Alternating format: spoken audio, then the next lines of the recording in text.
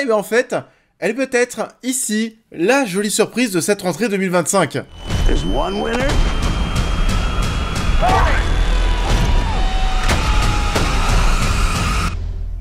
And no finish line.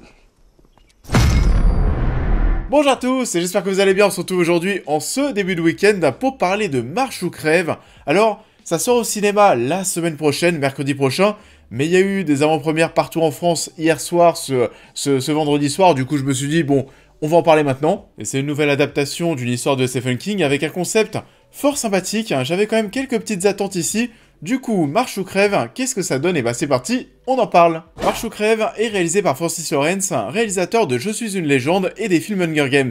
Le jeune Garati va participer à la Longue Marche, une compétition qui compte 100 participants, et cet événement sera retransmis à la télévision, suivi par des milliers de personnes, mais ce n'est pas une marche comme les autres, plutôt un jeu sans foi ni loi. Et du coup oui, bah on se retrouve déjà une nouvelle fois encore pour une adaptation d'un Stephen King, pour son roman Marche ou Crève. Alors Stephen King, c'est vrai que lorsque j'ai vu le film en projection, il y a quelqu'un qui parlait de ça autour de moi et qui se demandait si Stephen King c'était pas en fait l'auteur qui était le plus adapté, et en vrai c'est peut-être le cas, parce que Stephen King, rien que cette année, attendez, mais on a eu quoi cette année? On a eu The Monkey, Life of Chuck, Marche ou Crève, on a Running Man qui sort en cette fin d'année, et on a eu aussi deux séries, l'Institut et la série Ça, bienvenue à Derry qui commence bientôt sur HBO Max. Et ça, c'est seulement pour cette année, vraiment, Stephen King au cinéma, mais j'ai l'impression de voir des films tous les 2 ou 3 mois, et c'est réalisé ici par Francis Lawrence.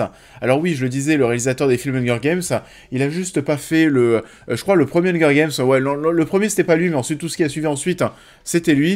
Et il y a même d'ailleurs un film BioShock qui est en préparation chez Netflix, qui devrait être réalisé par Francis Lawrence. Ça pour le coup, voilà, étant très très fan de BioShock, et c'est vrai que ce projet de film, j'ai l'impression qu'on en parle, mais alors vraiment depuis 10 ans, j'ai assez hâte que ça arrive, on verra ce que ça donne. Et on le retrouve aujourd'hui pour adapter cette histoire et ce concept assez fort, ce concept très marqué, qui peut être d'ailleurs très difficile à retranscrire à l'image, parce que bon, voir des gens marcher pendant 1h30, 1h40, voilà, il faut en faire quelque chose d'intéressant. Et bordel, je le dis de suite, j'ai surkiffé, j'ai vraiment pris mon pied devant Marche ou Crève, sans jeu de mots. Je pense, oui, que c'est même l'une des adaptations d'un Stephen King au cinéma devant laquelle je me suis plus éclaté, devant laquelle j'ai ressenti le plus de choses, et pourtant c'est vraiment simple. En fait c'est ça, ce film c'est simple et extrêmement efficace, le taf est vraiment bien fait, t'es pris par le truc, t'es pris par ce challenge qui paraît, oui, complètement insensé et suicidaire. Et surtout que le postulat de base, il est complètement taré, c'est what the fuck. En gros, la Longue Marche, c'est une compétition où, bon, vous l'avez compris, tout le monde doit marcher sans s'arrêter. On retransmet ça à la télévision. Pourquoi est-ce qu'on a mis en place cette épreuve? Parce qu'on a déterminé le fait que les habitants de l'Amérique, ça leur arrivait de temps en temps de commencer à faire moins d'efforts, notamment au travail. Du coup, on diffuse cette compétition qui demande beaucoup d'efforts et de résilience auprès des Américains. On montre tout ça pour leur donner, vous savez, un élan de motivation pour, en quelque sorte, relancer le dynamisme du pays.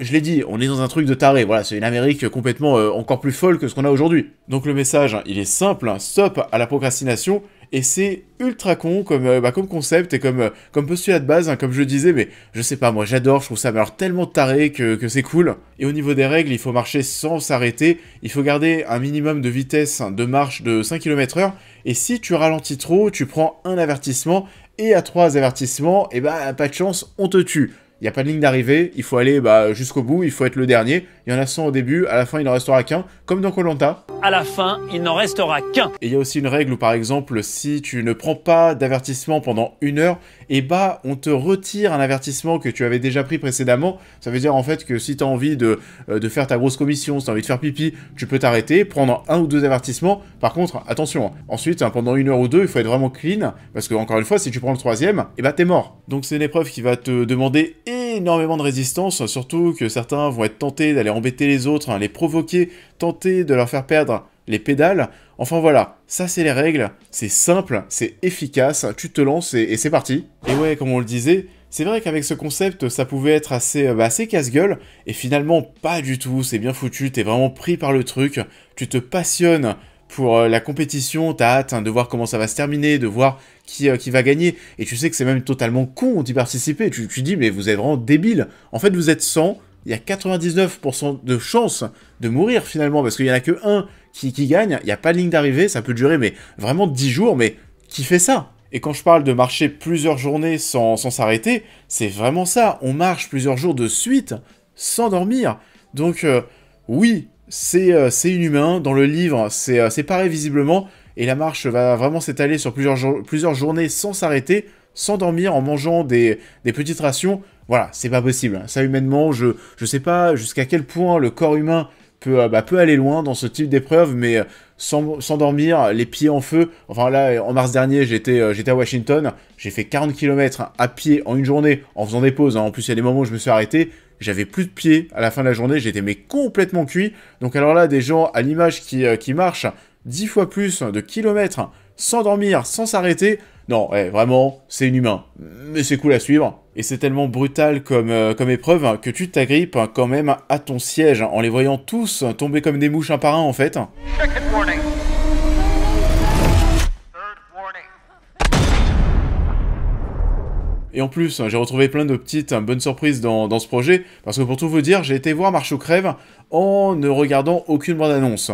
Le concept me plaisait, l'affiche, pareil, c'est l'adaptation d'un Stephen King, je sais que j'allais aller voir le film, et je me suis retrouvé face à un long métrage où j'ai retrouvé plein de petites têtes, plein de jeunes acteurs que j'avais bien aimés dans d'autres projets, et j'ai vraiment aimé les retrouver ici, les voir même être rassemblés dans ce projet. Déjà, en rôle principal, Cooper Hoffman, qui était dans Licorice Pizza, le dernier film de Paul Thomas Anderson. Il partageait l'affiche avec Alana Haim, qu'on a pu revoir d'ailleurs cette semaine dans un petit rôle dans Une bataille après l'autre, le nouveau, Paul Thomas Anderson qui est sorti au cinéma. La critique est disponible sur la chaîne. C'est un personnage qui est attachant et on va découvrir ses motivations au fur et à mesure. De toute façon, j'ai envie de vous dire, tout le casting, tous ces jeunes acteurs, on va te les présenter assez rapidement au début de l'épreuve avant que ça démarre, mais rien que ça, en quelques phrases, t'arrives déjà à t'attacher à eux, à t'attacher aux liens qu'ils vont tisser ensemble durant l'épreuve.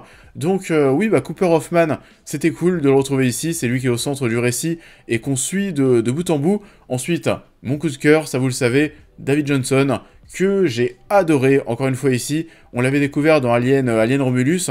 Pour moi, c'est lui qui crève l'écran, j'adore en fait ce petit mec, j'adore ce qu'il dégage au niveau de son regard, j'adore sa voix, non vraiment, mais j'adore. J'ai super hâte de suivre le reste de sa filmographie, mais je suis persuadé qu'à Hollywood, ça va être un acteur qui va vraiment monter en puissance. On a aussi, entre autres, Roman Griffin Davis, que l'on suivait dans Jojo Rabbit. On a aussi Ben Wang, que j'avais beaucoup aimé dans Karate Kid Legends, qui est sorti le mois dernier. C'est toujours quelqu'un que je trouve très sympathique à suivre. Et aussi, alors là, je ne l'avais pas du tout reconnu, on a aussi, attention, Mark Hamill, en major fou. C'est en gros le mec de l'armée qui va superviser la course. Et c'est absolument génial, lui aussi, de le retrouver ici. Who's ready to win? Et du coup, je sais pas trop quoi vous dire de plus à part le fait que vous n'allez pas du tout vous ennuyer. Je pense vraiment que c'est un film qui va plaire. C'est assez violent parfois, c'est pas un film d'horreur, mais c'est vrai que ça a été diffusé en avant-première hier soir dans les pâtés, le UGC, dans les séances qu'on fait souvent le vendredi, qui concernent souvent les films d'horreur qui sortent la semaine suivante. C'est pas un film d'horreur, mais c'est quand même un film assez choc. À certains moments, il y a quand même de la violence graphique, on va dire ça comme ça. Parce que oui, c'est des efforts qui laissent de grosses séquelles sur le corps quand même, dont certaines images qui sont assez difficiles à voir. En plus, parfois au niveau de la mise en scène, on va passer en vue subjective, on essaie de se mettre à la place de ces personnes qui marchent pour nous faire encore plus ressentir les efforts que ça demande.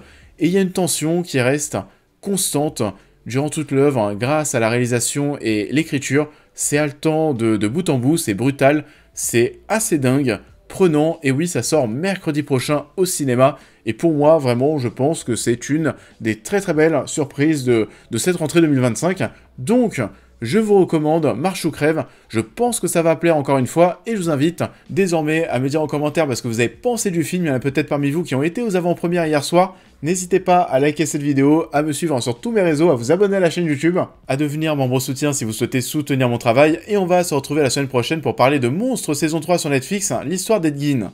Take your time, sweet boy. le retour de la série à succès de Netflix sur ses tueurs en série emblématiques.